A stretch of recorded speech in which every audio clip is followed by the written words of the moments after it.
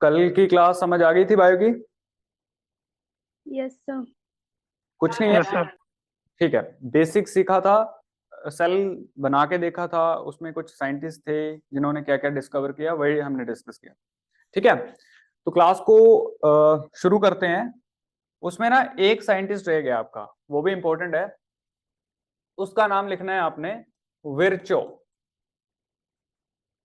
ठीक है, ये एड ऑन कर लेना अपने जहां पे आप नोट्स बना रहे होंगे ना वहां पे लिख लेना। अब ये जो साइंटिस्ट है ना विर्चो, इसने पता क्या बोला था? पता है किसी को क्या बोला था इसने? नहीं पता है? ठीक है, देखो ये जो सर साइंटिस्ट है। जो हाँ एक्सप्लेन हाँ किया, अच्छा, बोलो। सर इन्होंने सेल थ्योरी को फर्दर एक्सप्लेन किया था। हाँ, क्या बोला था इसने, बताया क्या था? सर ये नहीं प्री पता? एग्जिस्टिंग प्री ठीक है, एग्जिस्टिंग सेल्स के बारे में बताया था। हाँ ठीक है। मतलब कि जो सेल थ्योरी डिस्कस की थी किन्होंने, शिशेल एंड शॉन ने डिस्कस की थी, उसमें बोला था कि चाहे एनिमल हो चाहे प्लांट हो, वो किसी ना किसी सेल से बने हुए हैं। ठीक है, एक सेल डिवाइड करता रहेगा, उसके बाद वो बॉडी बनी है। फिर उसमें ये बताया था कि जो लाइफ की फंडामेंटल यूनिट है, मतलब कि जीवन का जो एकमात्र इकाई है, मूलभूत इकाई है, वो आपकी सेल है। उस थ्योरी को आगे इस साइंटिस्ट ने डिस्कवर किया था, मतलब कि और थोड़ा सा इसमें रिसर्च की और फर्दर अपनी जो उसने डिस्कवरीज थी वो इसमें जोड़ दी, मतलब कि उसने जो निष्कर्ष निकाला वो इसमें डाल दिया।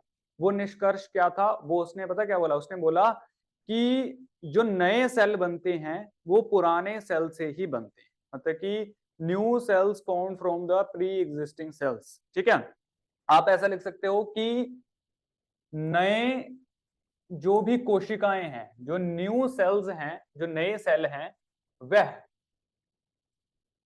पुरानी या फिर जो ओल्ड है, पुरानी जो कि ओल्ड कोशिकाएं हैं, पुरानी सेल्स से ही आगे बनती हैं। ठीक है, बनती बनती हैं।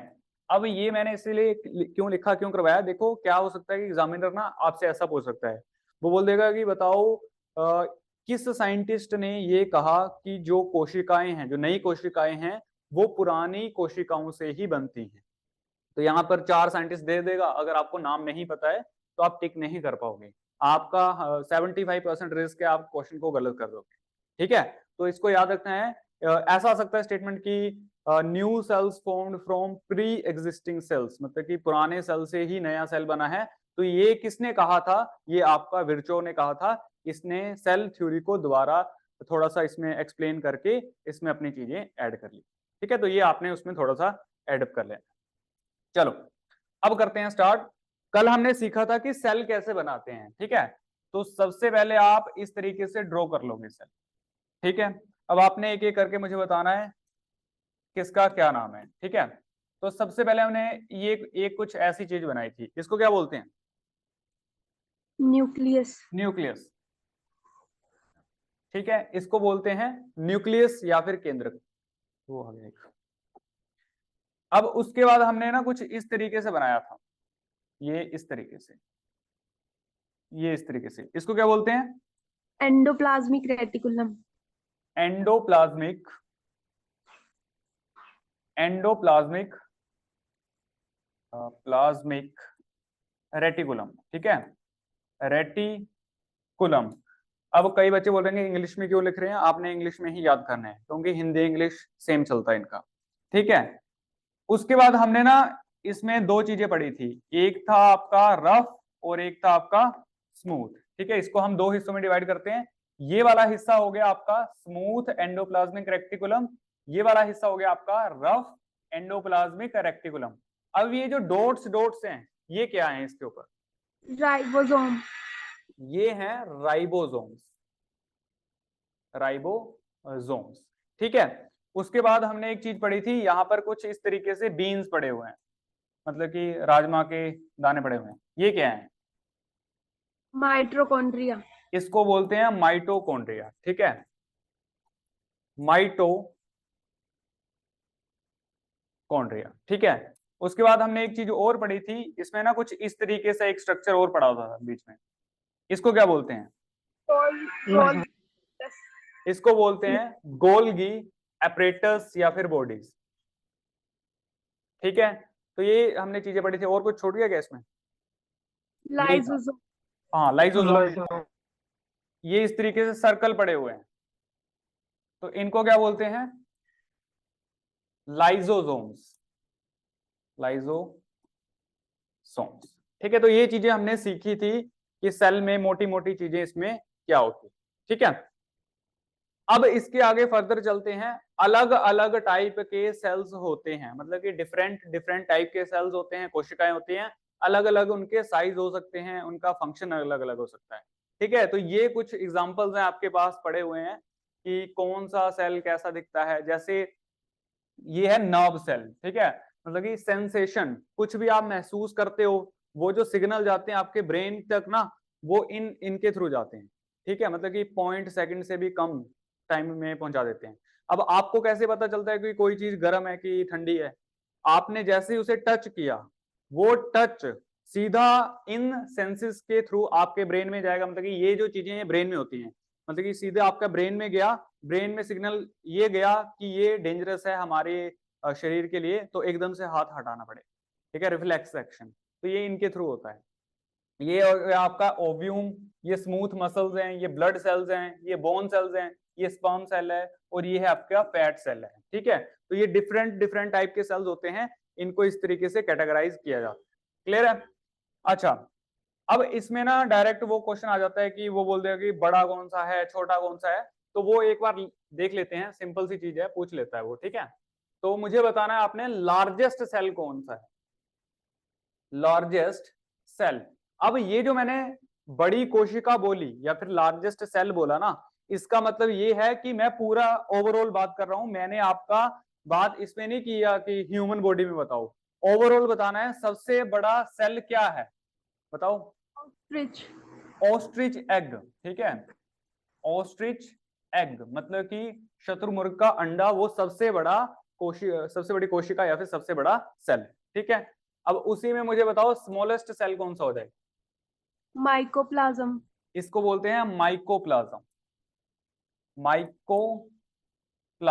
अब मुझे बताओ अगर माइकोप्लाज्म आपके ऑप्शन में नहीं हुआ, फिर क्या टिक करोगे आप?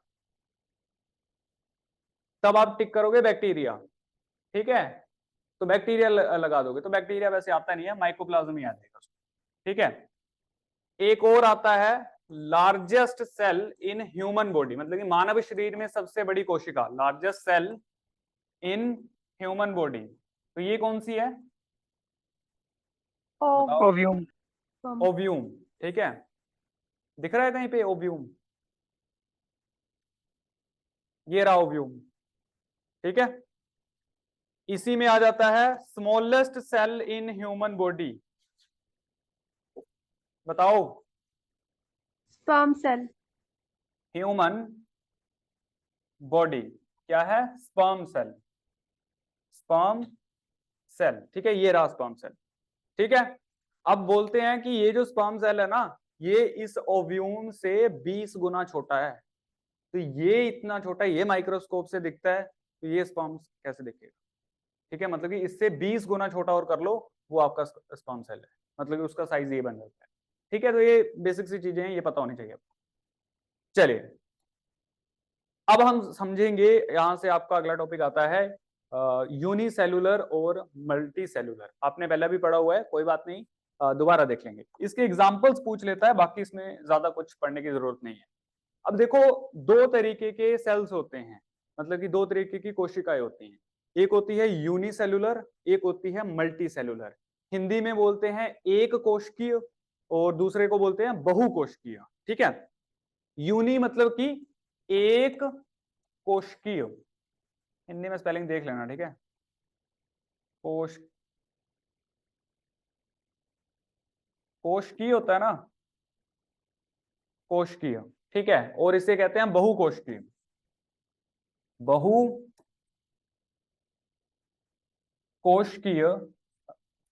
ठीक है, मतलब कि यहां पर ज्यादा सेल होंगे, यहां पर कम सेल होंगे। अब देखो क्या है, मतलब कि जब हम यूनिसेल्युलर कहते हैं, मल्टी सेलुलर कहते हैं, इसका आपको पता होना चाहिए, नाम से ही पता होना चाहिए कि अच्छा मैं किसकी बात कर रहा हूं। देखो एक कोशिकीय, ये जो लिखा हुआ है ना एक कोशिकीय मतलब कि यूनिसेलुलर, यूनि मतलब कि एक, सेलुलर मतलब कि सेल, तो एक ही सेल से बने हुए जीव उन्हें कहेंगे यूनिसेलुलर। अब जब सेल आपस में जुड़ते हैं ना, जैसे एक सेल, दो सेल, तीन सेल, चार सेल, ये जुड़कर बनाते हैं आपके टिश्यूज, वो टिश्यूज आगे मैं बताता हूं, मतलब कि ऐसे जुड़ जाते हैं और बाद में पूरी बॉडी बनाते हैं। तो आप क्या देख सकते हो कि यहां पर एक सेल नहीं है, एक कोशिका नहीं है, यहां पर ट्रिलियंस ऑफ सेल्स जुड़ सकते हैं और बाद में वो एक पूरा का पूरा शरीर बनाएंगे, इसीलिए हम उसे बहुकोशिकीय या फिर मल्टी सेलुलर में चीजें डालते हैं। ठीक है, अब आपको याद क्या रखना है, आपको याद रखना है यूनिसेलुलर के एग्जांपल्स। मोस्ट इंपॉर्टेंट एग्जांपल्स कौन कौन से हैं? बैक्टीरिया। क्वेश्चन कैसे आएगा? क्वेश्चन ऐसे आएगा, क्या बैक्टीरिया एक यूनिसेलुलर है या नहीं है? या हो सकता है बोल देगा बताओ इन चार ऑप्शंस में से कौन सा यूनिसेलुलर एक कोशिकीय जीव है? तो अगर बैक्टीरिया लिखा होगा तो आपका आंसर क्या होगा? बैक्टीरिया। ठीक है, तो इसको याद रखना है, बैक्टीरिया एक यूनिसेलुलर ऑर्गेनिज्म है। दूसरा है आपका अमीबा। ठीक है, मोस्ट इंपोर्टेंट कॉमन एग्जांपल है, ये पूछ लिया जाता है। अब ये अमीबा कुछ ना इस तरीके का होता है, शायद आपने ना स्कूल्स में भी देखा होगा, वो माइक्रोस्कोप से ना एक छोटा सा एक्सपेरिमेंट करवाते हैं, उसमें देख के चेक करते हैं कि अमीबा है या नहीं है। ठीक है, ये इस तरीके का हमें स्ट्रक्चर देखने को मिलता है, इसको कहते हैं अमीबा, इसका नाम ही अमीबा है। ठीक है, बस ये एक ही सेल है, इससे ज्यादा कुछ नहीं है, यही है जो है। जैसे अब मैं अपनी बात करता हूं या आप अपनी बात करो, हम एक सेल से थोड़ी बने हैं, हमारी स्किन ही कितने सेल से बनी है। अगर मैं इसका हिस्सा काट दूं, बिल्कुल जूम कर दूं, तो अमीबा वही है, मतलब एक सेल है, एक कोशिका है। हमारी एक कोशिका कौन सी है सबसे छोटी? ह्यूमन बॉडी की सबसे छोटी कोशिका कौन सी है? Sperm cell. स्पर्म सेल, अभी पीछे किया। ठीक है, तो एक स्पर्म सेल ये फर्दर डिवाइड करता है, मतलब कि ओव्यूम में जाकर फर्टिलाइजेशन करता है, बार बार उसको डिवाइड करता है सेल को, और टिश्यूज बनाता है, ऑर्गन बनाता है, फिर जाके पूरा का पूरा शरीर बनता है। ठीक है, तो हम, मुझे बताओ human body is a unicellular or multicellular? Multicellular. Multicellular, बस यही यही बेसिक चीज है। यहाँ पर आप ह्यूमन बॉडी लिख लो, आप लिख लो एनिमल्स लिख लो, एनिमल्स लिख लो। ठीक है, तो ऑक्टोपस एक टाइप का एनिमल होता है, जीव होता है, तो ये मल्टी सेलुलर है, ये यूनिसेलुलर है। ठीक है, इसमें अमीबा याद रखना है, बैक्टीरिया याद रखना है, ये होता है एक पैरामीशियम। ठीक है, पैरामीशियम बोलते हैं, ये इस तरीके का दिखता है, बस ये इतना ही है, ये बन गया एक ही। ठीक है, अब ये एक नेम है, इसको याद रख सकते हो तो रख लेना, नहीं रख सकते हो तो छोड़ देना। ठीक है, ज्यादा इंपॉर्टेंट नहीं है, अगर एग्जामिनर का दिमाग घूम गया तो ये भी डाल सकता है, तो एक बार अपनी नजर से गुजार लेना, अच्छा ये होता है कुछ। ठीक है, तो बस ये यूनिसेलुलर मल्टी सेलुलर इतना ही, एक कोशिकी बहुकोशिकी। मैंने एक कोशिका बोल दिया तो आपको दिमाग में क्या आना चाहिए? Bacteria, amoeba, paramecium. ठीक है, बाकी मल्टी सेलुलर आपको पता ही है। ठीक है, चलिए अब हम सेल के अंदर जा रहे हैं। ठीक है, हम एक एक चीज को थोड़ा डिटेल से पढ़ेंगे, मतलब कि हम देखेंगे इसमें किस तरीके से एग्जाम में क्वेश्चन आ सकता है। जिस बच्चे ने पहले से पढ़ा हुआ है उससे तो काफी अच्छा लगेगा, क्योंकि उसे समझ आ रहा है क्या क्या चल रहा है बीच। जो पहली बार पढ़ रहा है उसको बस थोड़ा सा ये देखना पड़ेगा, अच्छा इसका नाम ये है, ठीक है ठीक है ठीक है, ऐसा बनाना पड़ेगा आपको दिमाग। ठीक है, एक दो बार वीडियो देखोगे आपको ऑटोमेटिकली क्लियर हो जाएगा। ठीक है, तो यहाँ पर मैं ना डायग्राम डाल देता हूँ, ऐसे आपको पता नहीं चलेगा, जैसे ये डालते हैं, तो ये है आपका सेल, सिंगल सेल, एक कोशिका।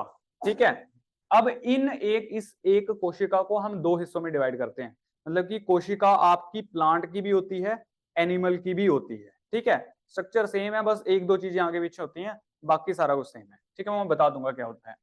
तो सबसे पहले आपका ये हो गया सेल, ये हम पहले से पढ़ चुके हैं, इसमें क्या क्या चीजें होती हैं, जैसे nucleus, endoplasmic reticulum, Golgi bodies, mitochondria और लाइसोसोम, और इसके ऊपर ये जो डॉट डॉट बने हुए हैं ये होता है राइबोसोम।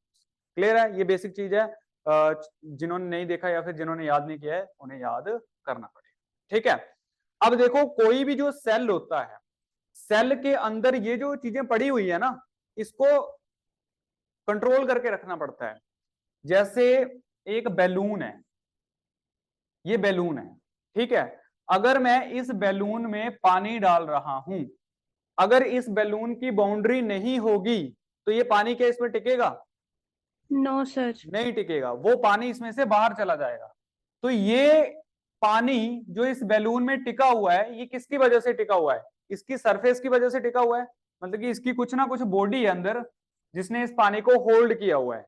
तो सेम कॉन्सेप्ट आपका यहां पर सेल में भी चलता है। ये जो अंदर मटेरियल है ना, इस मटेरियल को बाहर जाने से रोकता कौन है? ये जो बाहर चीज लगी हुई है ना, ये आपको पिंक कलर की दिख रही है, इस चीज को कहते हैं हम सेल मेम्ब्रेन। ठीक है, इसका नाम क्या है? सेल मेम्ब्रेन, या फिर इसको कहते हैं कोशिका भित्ति। भित्ति बोलते हैं, झिल्ली बोलते हैं? झिल्ली। झिल्ली, कोशिका झिल्ली कहते हैं। ठीक है, तो यहां पर मैं इसको हाईलाइट करके लिख रहा हूं, सेल मेम्ब्रेन। ठीक है, इसे कहते हैं सेल मेम्ब्रेन। आपको क्या याद रखना है? जो सबसे बाहरी परत होती है उस किसी भी सेल की बाहरी परत, उसको क्या कहते हैं? Cell membrane. ठीक है, अब इसमें भी एक्सेप्शन है। मतलब एक्सेप्शन क्या है? प्लांट सेल में कुछ अलग होता है, इसमें एक चीज और ऐड हो जाती है, वो मैं बाद में बताता हूं। इसके बाद पहले ये समझो, देखो कोई भी सेल होगा उसके बाहर ये चीज तो पक्का होगी, ठीक है, जिसने उसके अंदर के मटेरियल को रोक के रखा हुआ है, उसको क्या कहेंगे? Cell membrane. हिंदी में क्या बताया, क्या बोलते हैं इसे? कोशिका झिल्ली,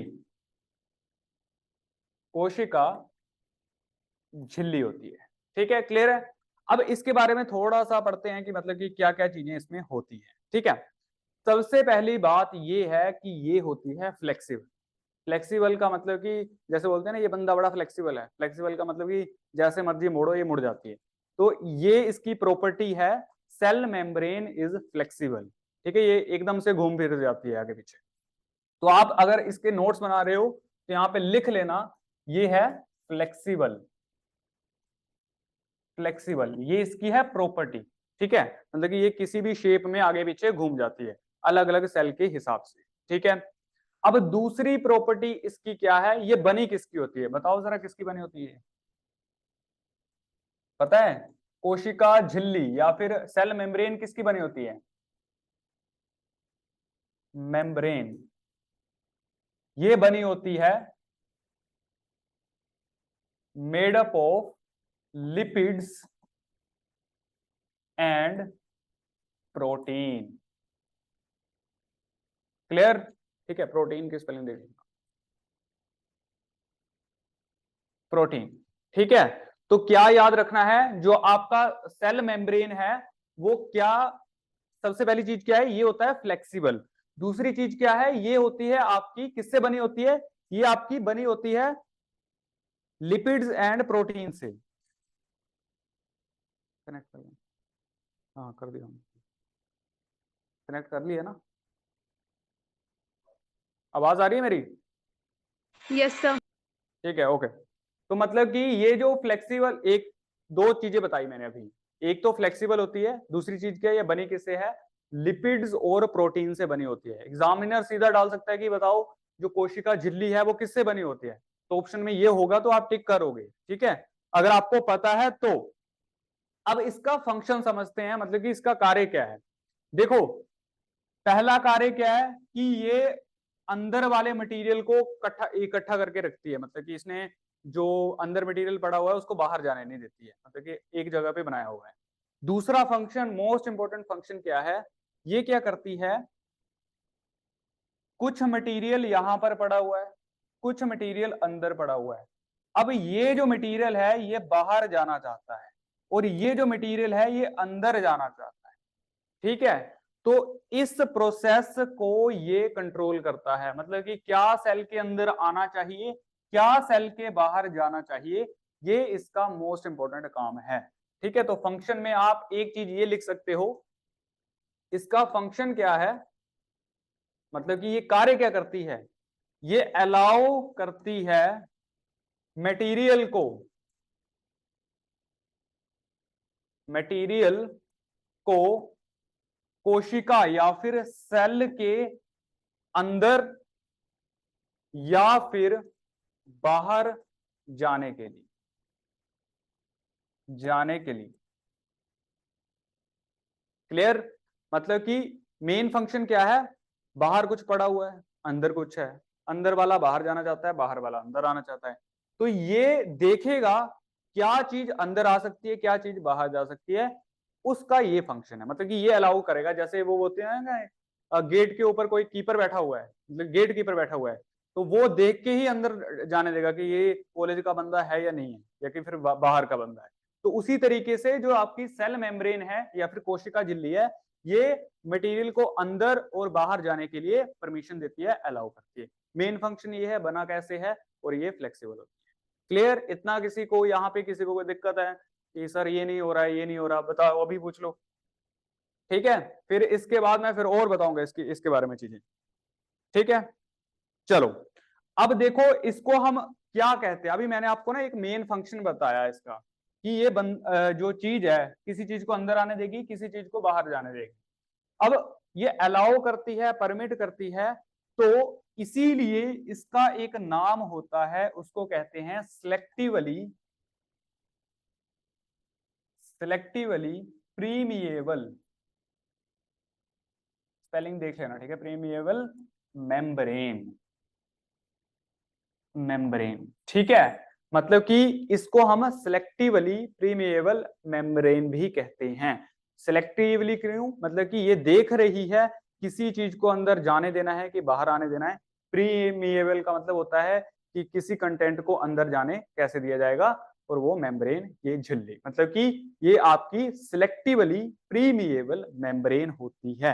हिंदी में बता दूं इसे, बड़ा डिफिकल्ट सा नाम है इसका हिंदी में, मैं लिख देता हूं, अगर कोई बच्चा हिंदी मीडियम है, इसको क्या बोलते हैं हिंदी में, इसको बोलते हैं वर्णात्मक।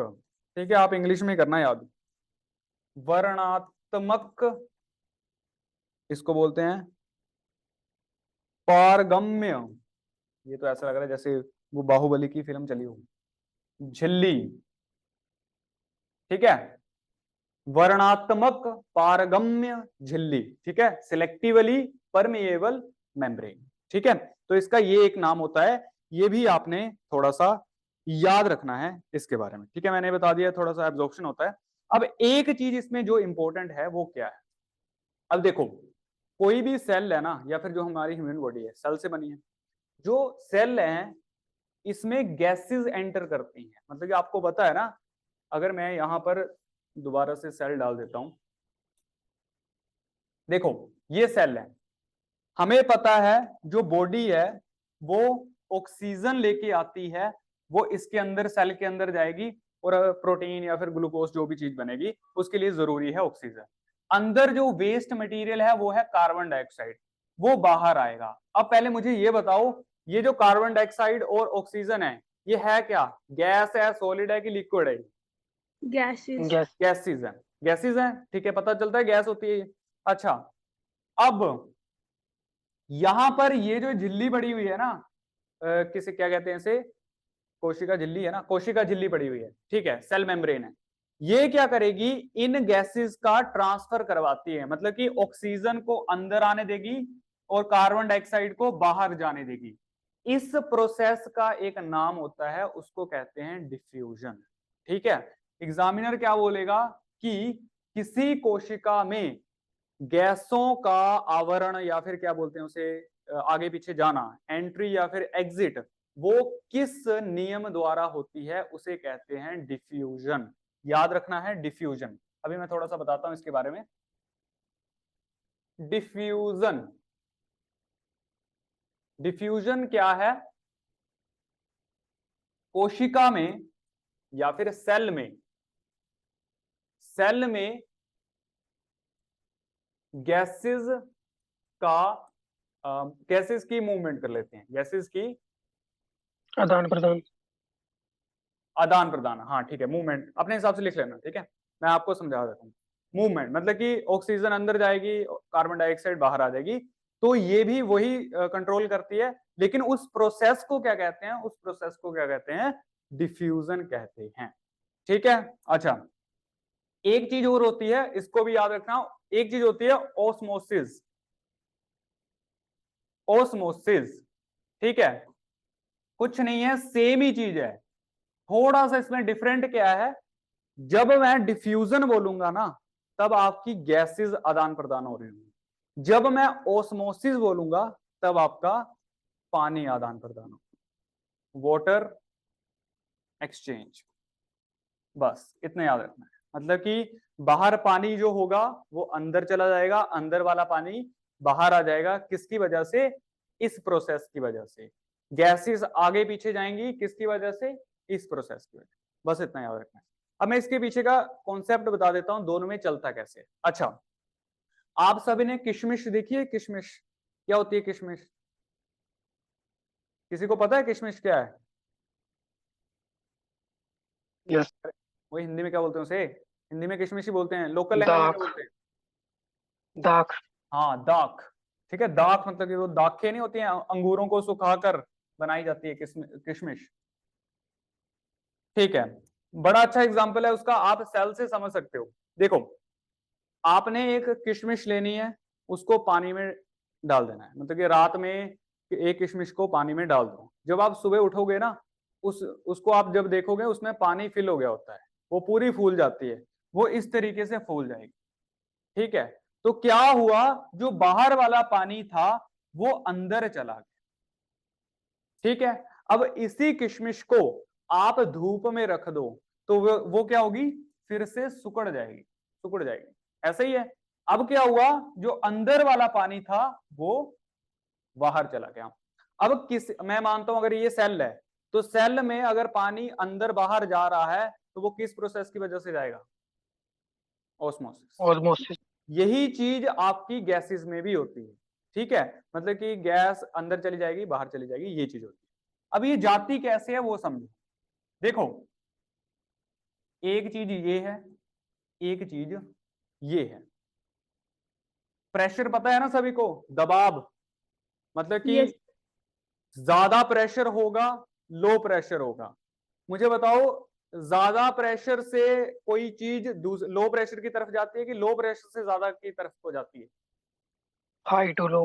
हाई टू लो जाती है ना, मतलब कि ज्यादा प्रेशर होगा तो वो क्या करेगा, वो बैलेंस करने की कोशिश करेगा, वो इसको भी बराबर करने की कोशिश करेगा, वही चीज है। अब देखो, हमने एक ली किशमिश, ये बिल्कुल सूखी हुई है, अब मुझे बताओ इसके अंदर प्रेशर ज्यादा है कि कम है? सूखी हुई है बिल्कुल, कम कम है। अब मैंने इसको उठाकर इसमें डाल दिया पानी में, अब पानी का प्रेशर ऑटोमेटिकली हाई है, ये पहले से सूखी हुई है, ये किशमिश पानी के अंदर पड़ी हुई है। अब मुझे बताओ, पानी अंदर से बाहर की तरफ को आएगा कि बाहर से अंदर की तरफ को जाएगा? बाहर मतलब कि से किशमिश के अंदर पानी जाएगा कि किशमिश से पानी बाहर की तरफ को आएगा? बाहर अंदर जाएगा। में बाहर से, मतलब कि बाहर वाला पानी किशमिश के अंदर चला जाएगा। इसीलिए मतलब कि इन प्रोसेस में क्या होता है, हायर कंसंट्रेशन से लोअर कंसंट्रेशन में जाता है। वही चीज है, मतलब कि जो दबाव ज्यादा होगा ना जिसका, वो बैलेंस करने की कोशिश करेगा छोटे वाले, तो वो बैलेंस जब हो जाएगा वो फूल जाएगा सेल। ठीक है, वही चीज है सेल में, अगर इसमें अगर पानी कम हो गया सेल में, जो बाहर वाला पानी है ना वो अंदर जाके इस सेल को फुला देगा। ठीक है, और गैसेस में केस में क्या होता है, अगर बाहर ऑक्सीजन ज्यादा है और अंदर ऑक्सीजन कम है तो ऑक्सीजन अंदर जाएगी कि बाहर आएगी?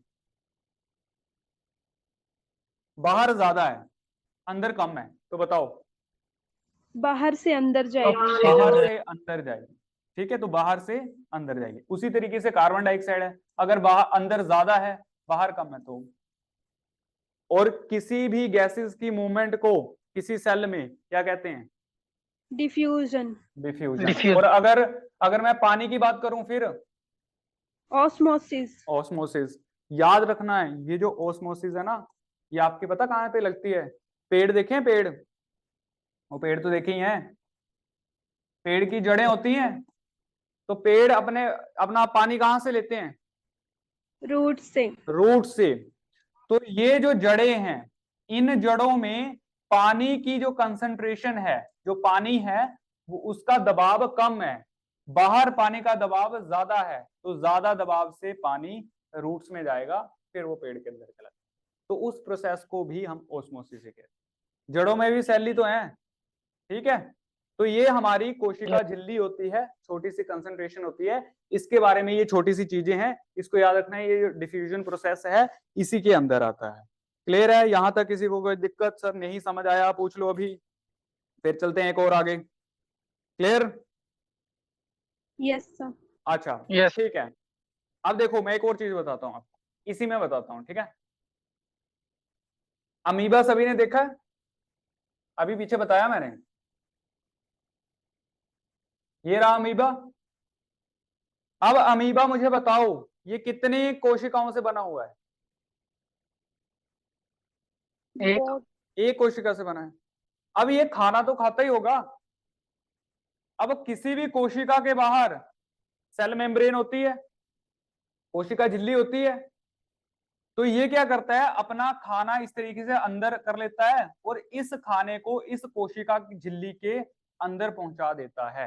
तो इस प्रोसेस को याद रखना है, इसको कहते हैं एंडोसाइटिस। एंडोसाइटिसिस क्या कहते हैं, इसका नाम है एंडोसाइटिस। ठीक है, इसको लिख लेना, एंडोसाइटोसिस। ठीक है, एंडोसाइटोसिस। इसको, इसका क्या है, वह प्रक्रिया जिसके द्वारा या फिर जिससे अमीबा भोजन ग्रहण करता है। ग्रहण ऐसे लिखते हैं, करता Yes. है। बस छोटी सी चीज है, इसको याद रखो, मतलब कि किस प्रोसेस द्वारा अमीबा खाना खाता है, एंडोसाइटोसिस। एक दो बार पढ़ोगे याद हो जाएगा, बायो में कुछ नहीं होता है, बस नाम आगे पीछे होते हैं, एक बार दो, एक दो तीन बार पढ़ो याद हो जाएंगे। ठीक है, तो ये आपका हो गया खत्म, क्या, सेल मेम्ब्रेन। अब इसको अपने हिसाब से नोट्स में लिखना, जैसे आप लिखना चाहो। फंक्शन क्या है, जो भी अंदर बाहर का मटेरियल होगा पहले तो उसको बचा के रखता है, और क्या है, ये किसी भी चीज को अंदर और आने से, अंदर बाहर जाने से रोकता है या फिर उसको परमिशन देता है, इसीलिए इसे सिलेक्टिवली परमिएबल मेम्ब्रेन कहते हैं। ये बना किससे होता है, लिपिड और प्रोटीन से बना होता है, ये फ्लेक्सिबल होता है, और इसके अंदर जो पानी या फिर गैसेस कैसे जाते हैं, गैसेस जाते हैं डिफ्यूजन की वजह से, ये पानी जाता है ऑस्मोसिस की वजह से। और अगर मैं बोल रहा हूं अमीबा, अमीबा खाना कैसे खाता है, अमीबा खाना खाता है एंडोसाइटोसिस प्रोसेस। बस इतना ही करना है इसमें, ठीक है। अब इसके बाद सेल के बाद एक और चीज आ जाती है इसमें, मतलब कि जो आपका प्लाज्मा मेम्ब्रेन है, इसमें एक चीज और आ जाती है, उसको कहते हैं सेल वॉल। अब ये समझते हैं, सिंपल चीज है, कुछ नहीं है। सेल वॉल हिंदी में क्या कहते हैं इसे, कोशिका भित्ति।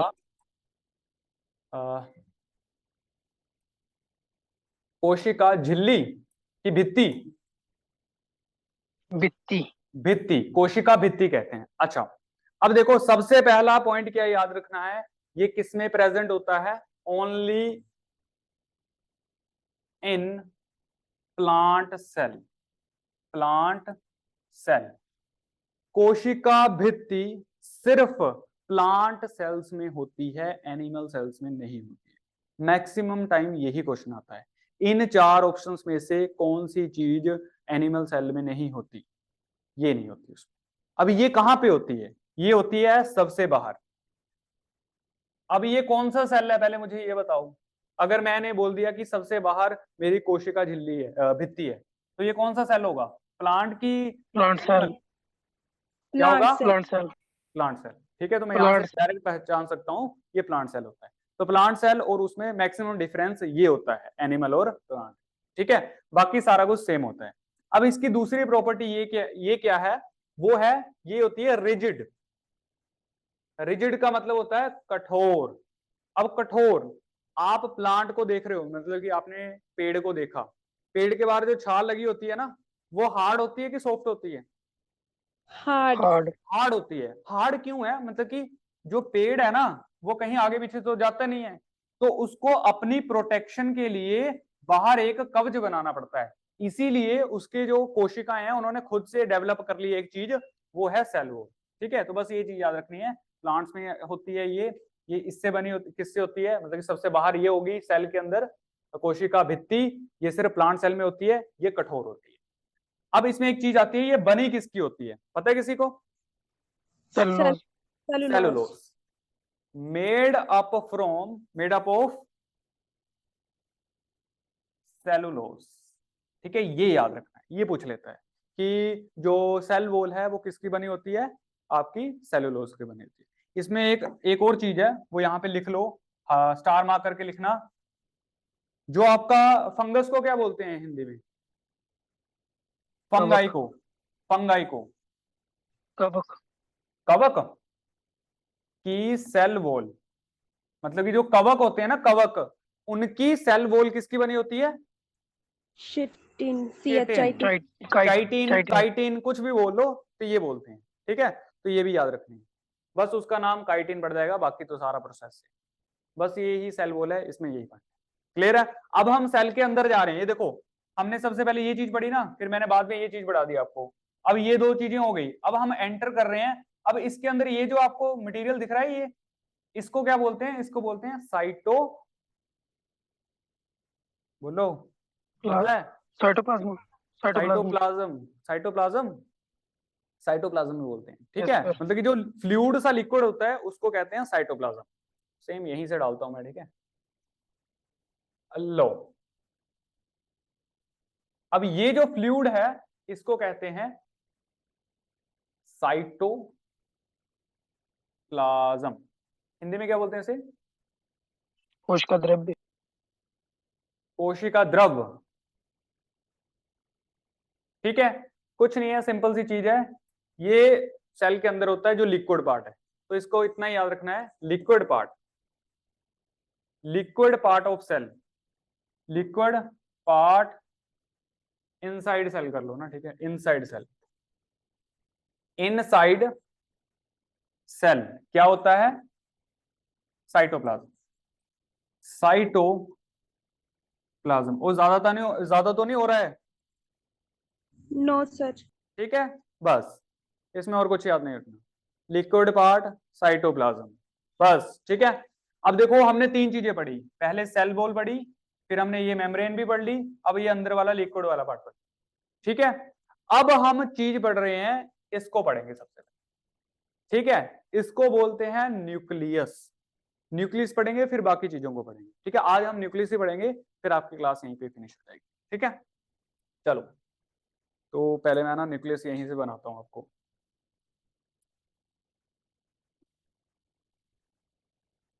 ये हो गया। ठीक है, न्यूक्लियस को हिंदी में क्या बोलते हैं? केंद्र। नाभिक, नाभिक। नाभिक ही कहते हैं, नाभिक, नाभिक, या फिर केंद्रक, केंद्रक भी कह सकते हैं, केंद्रक। ठीक है, ऐसे लिखते हैं।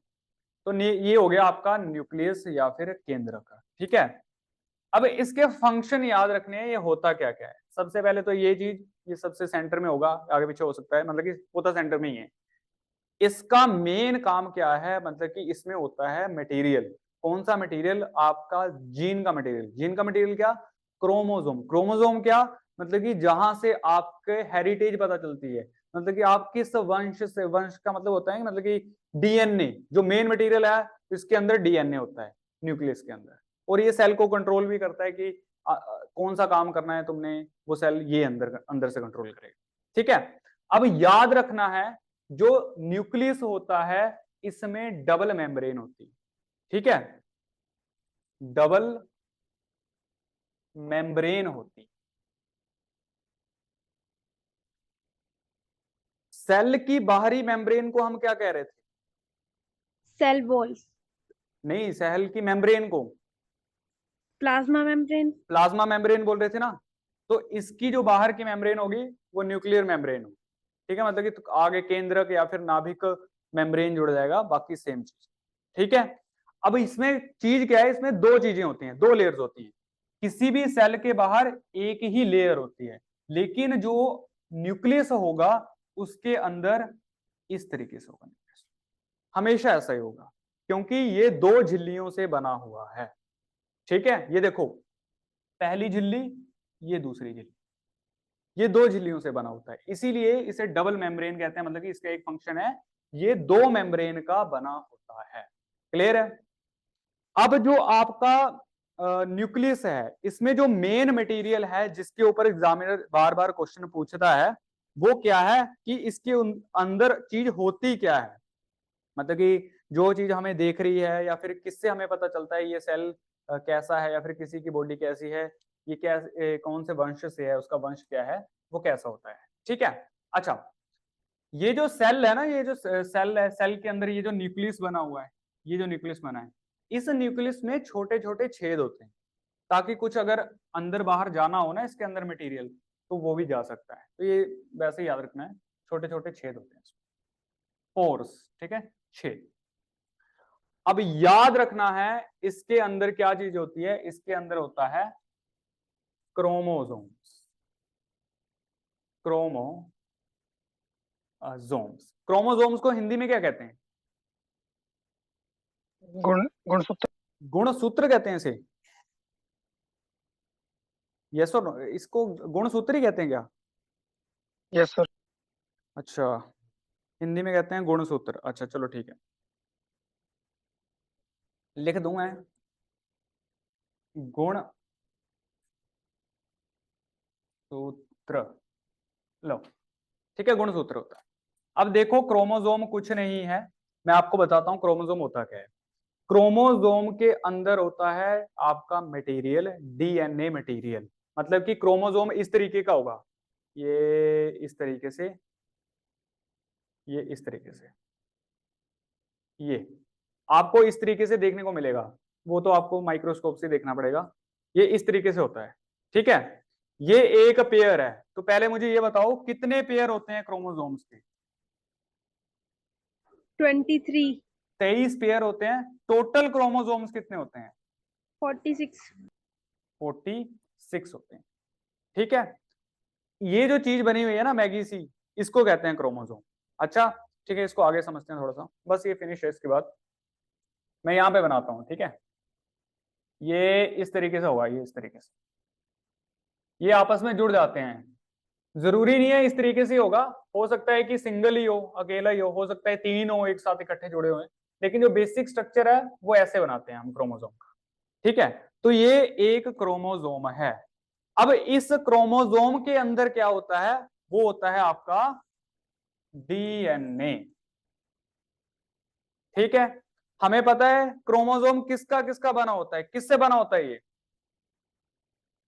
डीएनए और प्रोटीन। ठीक है, तो ये डीएनए प्रोटीन।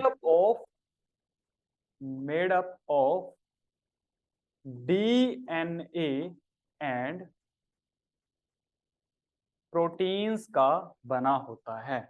ये जो आपको दिख रही है ना, ये जो वायर वायर दिख रही है, ये इस तरीके से इकट्ठी होंगी हैं, इन्हीं वायर्स को डीएनए कहते हैं। ये रहा डीएनए। डीएनए की फुल फॉर्म क्या होती है? Deoxyribonucleic deoxy ribo nucleic acid. Nucleic की स्पेलिंग यही है, यस सर। Nucleic acid. तो ये फुल फॉर्म भी एग्जाम में आ जाती है। ठीक है, हम क्या किया, हमने क्या किया, देखो सेल को जूम किया, पहले तो सेल के बारे में जाना, ये होता है। उसमें मेन चीज क्या होती है? क्रोमोसोम्स। क्रोमोसोम्स के 23 पेयर होते हैं, जोड़े 23 होते हैं, कुल मिला के वो 46 होते हैं। ये दिखता कुछ इस तरीके का है। अब जब मैंने इसको भी जूम कर दिया तो ये कुछ इस तरीके का दिख रहा है। अब ये जो वायर सी दिख रही है ना, ये वायर कुछ नहीं है, ये डीएनए ही है। ठीक है, और डीएनए की फुल फॉर्म ये होती है। जो आपका ये क्रोमोसोम है, ये किससे बना होता है? डीएनए और प्रोटीन से बना होता है। अब डीएनए क्या होता है, ये देखो, डीएनए आपने देखा होगा, ये इस तरीके का स्ट्रक्चर जो होता है इसको कहते हैं डीएनए। अब ये जो डीएनए है ना, ये है मेन चीज। आप आज जैसे भी हो, आपके अंदर आपके पूर्वजों, मतलब कि आपके जो फादर हैं, ग्रैंडफादर हैं, उनके भी जो फादर ग्रैंडफादर हैं, उनका कुछ ना कुछ अंश इसमें मौजूद होता है। ठीक है, अब बोलते हैं जैसे डीएनए से पता चल जाता है कि ये इनके माता पिता हैं या नहीं, तो वो ये है डीएनए। अंदर से अंदर जाके हमें ये चेक करना पड़ता है। इनके अंदर भी कुछ चीजें होती हैं, ज्यादा कॉम्प्लिकेशन हो जाएगी फिर। ठीक है, वो उसको चेक करके फिर पता चलता है कि अच्छा आप इन्हीं के माता पिता हो या नहीं। ठीक है, या फिर आप इन्हीं के बेटे हो या नहीं। क्लियर है? बस ये छोटी सी चीज है, इससे ज्यादा आपको कुछ नहीं करना है। अब देखो मैं इसको ना स्ट्रक्चर से बता देता हूँ आपको। ये इसकी फोटो देखना फिर और क्लियर हो जाएगा आपको। ये दिख रहा है क्या? Yes, sir. हाँ ठीक है, अब मुझे बताते चलना कि क्या क्या पढ़ा आपने। ये क्या है? ये वाली चीज क्या है? Ovule. अरे न्यूक्लियस है ये। अभी क्या पढ़ कर आ रहे हैं हम? न्यूक्लियस। ठीक है, ये न्यूक्लियस है। अब न्यूक्लियस में 2 लेयर्स होती हैं, यही पढ़ा हमने। ये देखो, पहली लेयर, दूसरी लेयर। ठीक है, अब न्यूक्लियस के अंदर भी ये देखो, ये क्या है?